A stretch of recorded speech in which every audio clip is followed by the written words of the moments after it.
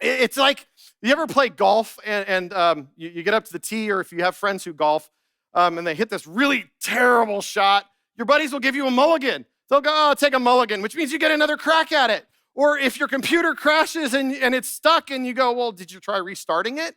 I mean, you get a reboot. It's this idea of let's try this again means I get another shot at it. And I love that because I need another shot. I do. I need more shots at this. It gives me hope because you know what it is? It's grace. It's the grace to try again and the grace to live it out. I mean, I just absolutely have loved this series. And I want to give you a couple reasons why. First of all, I get a little perfectionistic sometimes in my thinking.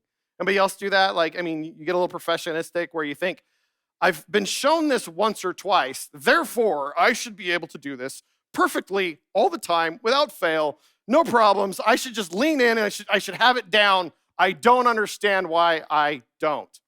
Well, it's because you haven't put the time in, right?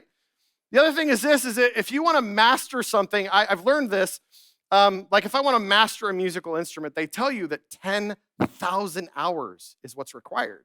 That's a long time. That's a lot of practice. That's a lot of, let's try this again kind of business. Because you play the notes in the beginning and they sound horrific.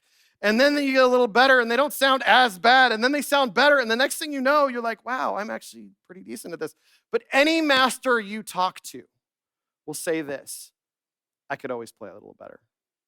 I could always do a little better with it. I could always lean in a little more. And so even for them, the let's try this again is an anthem to give it another shot. There's a principle in the business world. And about 2 years ago, the principle is latent potential.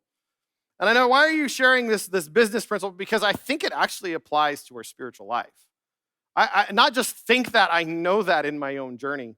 And here, let me explain it to you in a simple way. With an ice cube, we know that ice melts or freezes at 32 degrees. So to melt an ice cube, I've got to get it to 33 degrees.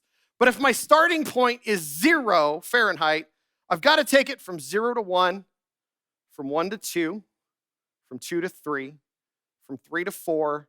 Now the problem is, as I'm doing this, I don't see results. All I see is that nothing has changed outwardly. And then I get to 29, 30, 31.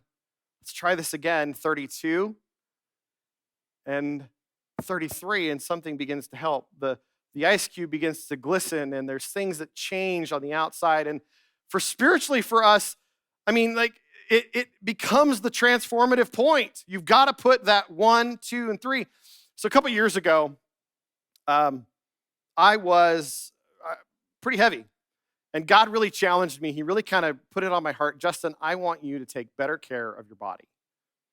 So I said, okay, Lord, what does that mean? It means eating healthy, regular exercise. So my wife and I, we joined a gym, started working out. And this principle of latent potential has been kind of the reason why I kept going, because I had to take it from 1 to 2, and then 2 to 3, and then 3 to 4. And I got to move it 1 degree, and every day I move it 1 degree, and sometimes I have to backtrack because I'm back at 2 again, and I still got to take it another degree. But spiritually, it's the same thing. I got to do my chair time every day. I got to sit with Jesus today, because when I sit with him today, he's going to teach me something, or he's going to let me try it again, because yesterday, man, it was a hot mess, and I was cranky, and I growled at my wife, or I did something silly. I get another shot at it. And it's such a beautiful principle.